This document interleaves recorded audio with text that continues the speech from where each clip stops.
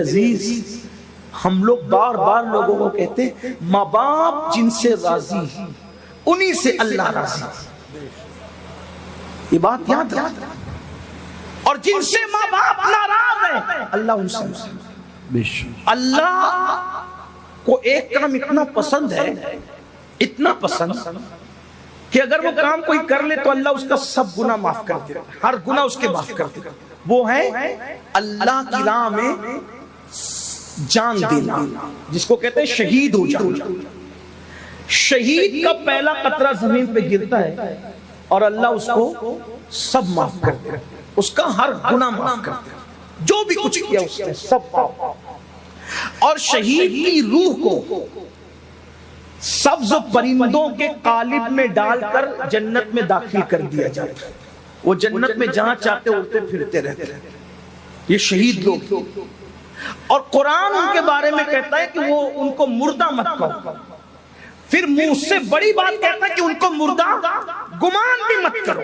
یہ شہید ہے، ہر شہید جو اللہ کی راہ میں مارا جائے، جو اللہ کی راہ میں مارا جائے اس کو مردہ مت کرو۔ ایک بات بتاؤں، عالم کے انتقال کے بعد اگر اس کو کوئی مردہ کہے، کیا کہے؟ مردہ، تو زیادہ سے زیادہ کوئی اس کو فاسق کہہ سکتا ہے، ٹھیک؟ ولی کی مثال کے بعد کوئی ولی کو مردہ کہے تو کوئی اس کو زیادہ سے زیادہ گمراہ کہہ سکتا ہے، اس کا عقیدہ گمراہی ہے نا۔ لیکن شہید ایک عام آدمی تھیلا چلاتا تھا، کسان تھا، کھیت میں کام کرتا، لیکن وہ شہید ہو گیا اللہ کی راہ میں۔ اب اس کو کوئی اگر مردہ کہے گا تو مفتیان کرام کہیں گے کہ یہ کافر ہو گیا، کیونکہ یہ قرآن کا منکر ہے۔ وہ کسان تھا بھائیوں، بلکہ بڑھ کے کام باقی اس کو وضو غسل بھی نہیں آتا تھا، لیکن صرف اللہ کی راہ میں شہید ہو گیا مسلمان ہونے کی بنیاد پہ، تو قرآن کہہ رہے اس کو مردہ مت کہو، وہ زندہ ہے، اس کو مردہ گمان بھی مت کرو، وہ زندہ ہے، اس کا عمل نہیں دیکھا جا رہا ہے، بلکہ شہید ہونے نے اس کو اتنا بلند مرتبہ عطا کر دیا۔ بات سمجھ میں آئی میری آپ کے؟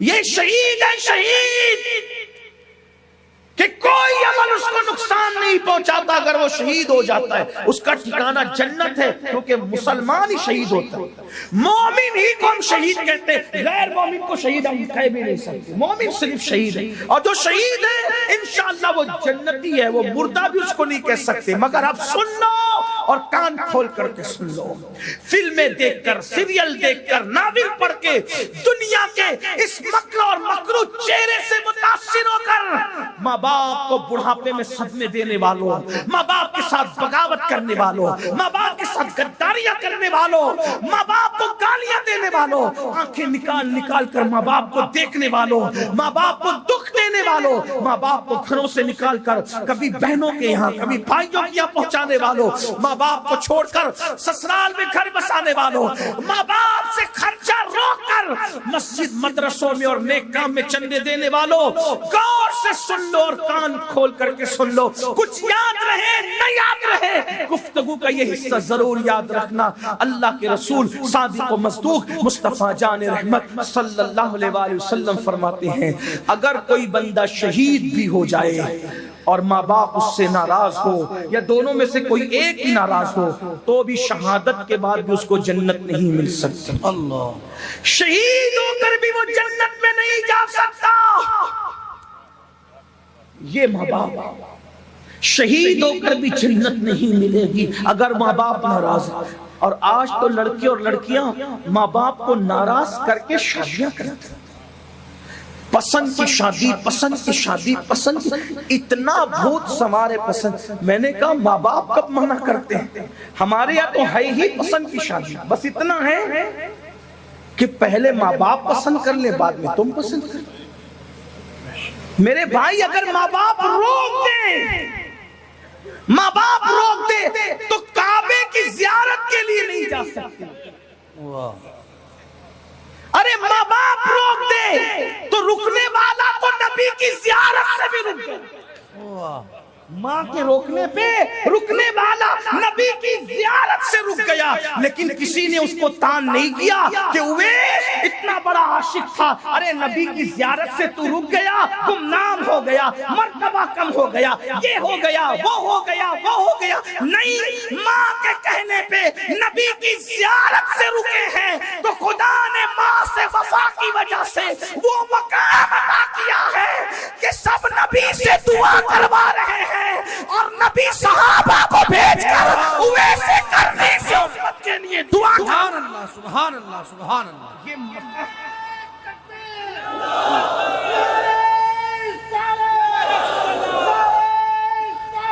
یہ یا رسول اللہ۔ لیکن میرے عزیز، میرے بھائی، ہم تو یہ چیزیں صرف دل بہلانے کے لیے سنتے ہیں، اس سے ہمیں عظمت پتہ نہیں چلتی۔ تو میرے آقا نے فرمایا شہید ہو کر بھی ماں باپ اگر ناراض ہے جنت میں نہیں جائے گا، لیکن چونکہ شہید تھا اس لیے جہنم میں بھی نہیں جائے گا۔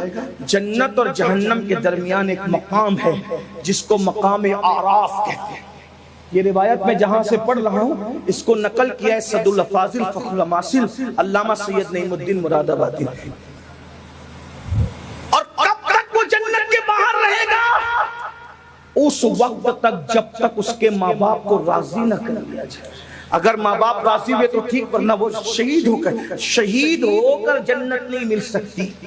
تو شرابی ہو کر کے ماں باپ کے غدار کو جنت کیسے ملنا ہے؟ بے نمازی ہو کے ماں باپ کے غدار کو جنت کیسے ملنا ہے؟ میرے بھائیوں، یہ دنیا ہے، یہ دنیا چند دن کی ہے، اس دنیا سے کوچ کرنا ہے، اس دنیا سے رخصت کرنا ہے، اس لیے اپنے ماں باپ کی قدر جانو۔ میں لوگوں سے یہ کہتا رہا کہ کسی کا خوبصورت چہرہ دیکھ کر بھی وہ ثواب نہیں ملتا جو ماں باپ کے جھرری پڑے ہوئے چہروں کو دیکھ کر کے ملتا ہے۔ لوگ سال میں ایک بار حج کرتے ہیں، ماں باپ والو تم اتنے خوش نصیب ہو کہ ایک بار ایک دن میں اگر 100 مرتبہ ماں باپ کی زیارت کرو تو اللہ تمہیں ایک دن میں 100 مقبول حج کا ثواب عطا فرمائے۔ لیکن یہ بات بھی کہوں، شارحین حدیث نے، میں اپنی بات اب سمیٹنے لگا ہوں بلکہ ختم ہی کر دوں گا، خاص بات، جب یہ جلسے میں یہ بات کہتے ہیں نا مولانا لوگ اور خطبہ لوگ کہ بھئی جو ماں باپ کا چہرہ دیکھے اس کو کیا ملتا ہے؟ مقبول حج کا ثواب۔ لیکن پھر اس میں سب سمجھتے ہیں کہ میں تو ماں باپ کو خرچہ نہیں دوں گا دوا کھانے کا، گالیاں بھی دوں گا، مسجد کے زینے پہ بٹھا کے بھیک بھی منگواؤں گا، اور گھر جا کے جلسے کے بعد ماں کو دیکھوں گا مسکرا کے منافقانہ انداز میں، جیسے ایئر ہوسٹس مسکراتے ہیں اس طرح مجھے مقبول حج کا ثواب مل جائے گا۔ یہ آرٹیفیشل مسکراہٹ سے ماں باپ کو دیکھنے سے کوئی ثواب نہیں ملتا۔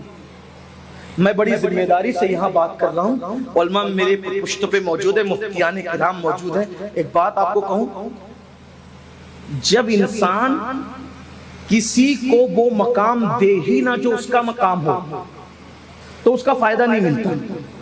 تھوڑی مشکل ہو گئی نا، بات آسان کرتا ہوں۔ اگر نبی کو دیکھو تو آدمی کیا بنتا ہے؟ اگر کچھ یاد ہو تو بول دے۔ نبی پاک کو دیکھ کے کیا بنتا ہے؟ مل کے بولے۔ تو ابو جہل کیوں صحابی نہیں ہے؟ ابو جہل کیوں صحابی نہیں ہے؟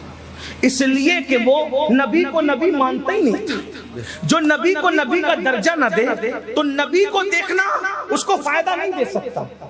توجہ، جو نبی کو نبی کا درجہ نہ دے، نبی کو دیکھنا اس کو فائدہ نہیں دے سکتا۔ دوسری بات، رمضان شریف میں اگر کوئی کافر مرے تو کیا جنت میں جا سکتا ہے؟ مومن مرے گا رمضان شریف میں تو جنت ہے۔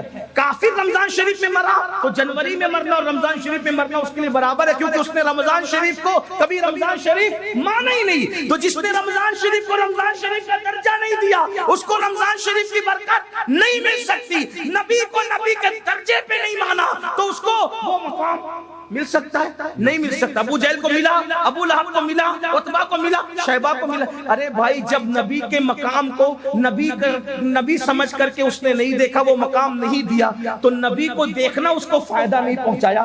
تو جو اپنے ماں باپ کو ماں باپ کا درجہ دیتے ہی نہیں ہے تو ماں باپ کو دیکھنا ان کو کیا فائدہ پہنچا سکتا ہے؟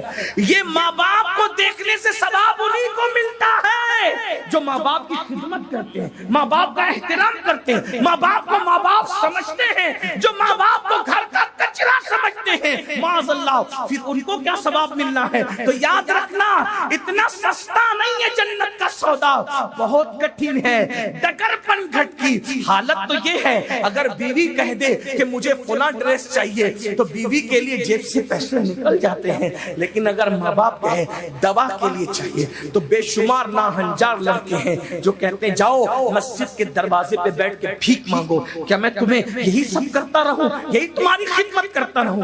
نہیں میرے بھائی، یاد رکھنا، ایک شخص آ کے کہتے ہیں یا رسول اللہ، اللہ تو نظر نہیں آتا، پھر ہمیں کیسے پتا چلے کہ اللہ راضی ہے کہ ناراض ہے؟ میرے آقا نے فرمایا گھر جا اور جا کر دیکھ، اگر تیرے ماں باپ تجھ سے راضی ہے تو اللہ بھی راضی ہے، اور ماں باپ ناراض ہے تو اللہ بھی ناراض ہے۔ اخیر میں مجھے ایک بات یاد آتی ہے، ماں اور باپ کی دعا انسان کو کس مقام پہ لے جاتی ہے۔ یہ بات پہلے میں واضح کر دوں، مسجد میں چندہ دینے یا مسجد بنانے سے زیادہ ثواب، مدرسے میں چندہ دینے یا مدرسہ بنانے سے زیادہ ثواب، حج پہ رقم خرچ کرنے سے زیادہ ثواب، سب سے زیادہ ثواب اگر کہیں خرچ کرنے پہ ملتا ہے تو وہ ماں باپ پہ خرچ کرنے میں، ماں باپ پہ خرچ کرنے سے زیادہ ثواب۔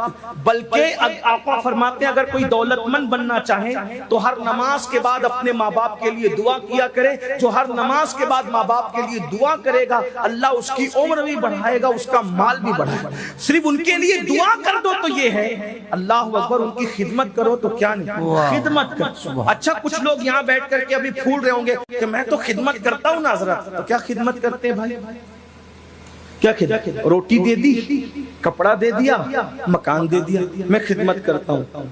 بڑی معذرت کے ساتھ میں تھوڑا صوفیہ کے نقش قدم پہ چل کر، چشتیوں کے نقش قدم پہ چل کے تھوڑی نرم گفتگو کرنے کا عادی ہوں۔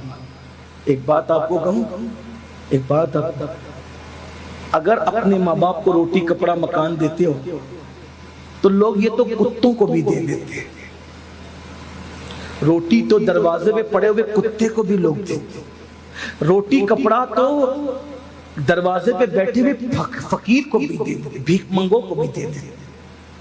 تو ماں باپ کی خدمت کا مطلب کیا ہے؟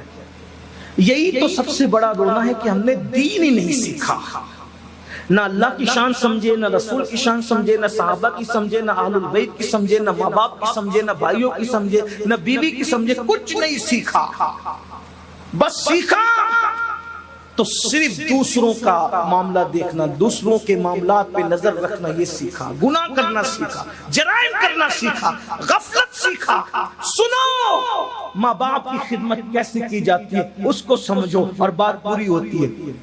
میرے امام اور ہم سب کے امام سیدی اعلیٰ حضرت امام احمد رضا خان محدث بریلوی ماں باپ کی عظمت بیان کرتے ہوئے کہتے ہیں کہ ماں باپ سے گفتگو کا طریقہ یہ ہے کہ پہلے ان سے اجازت لو پھر بات کیا کرو، بغیر اجازت تم اپنے ماں باپ سے بات نہیں کر سکتے۔ اب ہاتھ مت اٹھانا، کسی کو رسوا کرنا مقصود نہیں ہے۔ کتنے لوگ ہیں جو اس طور پہ ماں باپ سے بات کرتے ہیں کہ پہلے اجازت لیں پھر بات کریں؟ کوئی نہیں۔ کچھ تو ایسے ہوں گے کہ جن کو معلوم بھی نہیں ہوگا، کیونکہ ہم نے مسلک اعلیٰ حضرت کا مطلب صرف ایک نقطہ سمجھا کہ اعلیٰ حضرت نے گستاخ رسول کو کافر کا، بس یہی اعلیٰ حضرت ہے۔ اعلیٰ حضرت نے بالکل کہا، لیکن اعلیٰ حضرت نے اور بھی چیزیں دکھائی جو ہمیں پتہ ہی نہیں،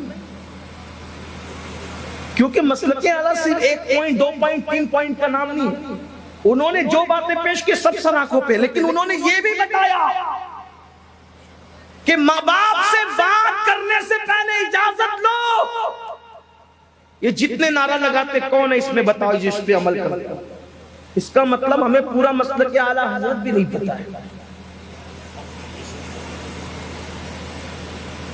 اسی مسلک اعلیٰ حضرت میں تو یہ بھی ہے، ابھی علامہ مفتی صاحب فرما رہے تھے متعید رہو، سیدی اعلیٰ حضرت فرماتے ہیں کسی سنی کو بے وقوف بھی نہ کہا کرو، یعنی اتنا سا لفظ بے وقوف بھی کسی سنی کو نہ کہا کرو، یہ حرام ہے۔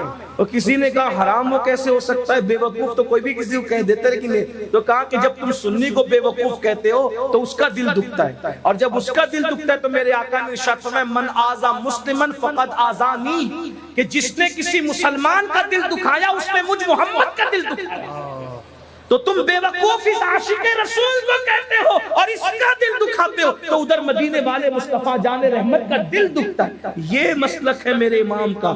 میں کہتا ہوں اگر واقعی مسلک اعلیٰ حضرت پر عمل ہو جائے، جب بے وقوف بھی کہنے کی ہمت نہیں کرو گے تو ایک دوسرے پہ کیس کیوں کرو گے؟ ایک دوسرے کو مار پیٹ کیوں کرو گے؟ ایک دوسرے پہ ڈنڈے کیوں برساؤ؟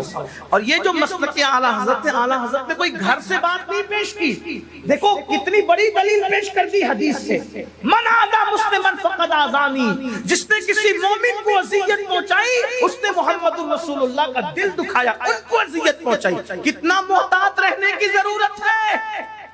اب بتاؤ جب آپ مسلمان کا دل دکھانا نبی کا دل دکھانے کے برابر ہے تو جو ماں باپ کا دل دکھا رہے ان کا انجام کیا ہوگا؟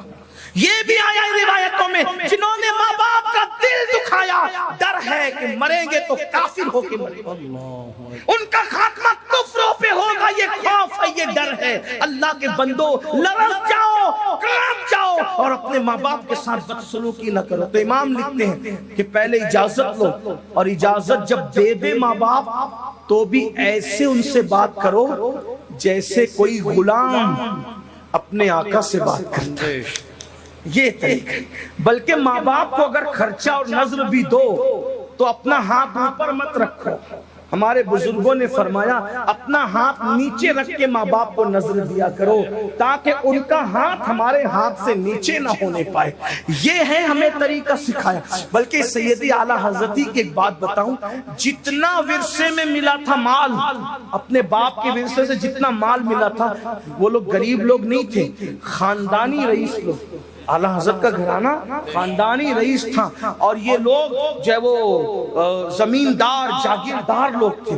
ہندوستان آئے تھے افغان سے تو بھی وہ بادشاہوں کے یہیں آئے تھے، اور کوئی 5000 کوئی 6000 اور اسی طریقے سے کوئی جو ہے وہ اتنے ہزار اور اتنے ہزار پر حاکم جو ہے وہ مقرر تھا، اور بڑی بڑی جاگیریں تھی۔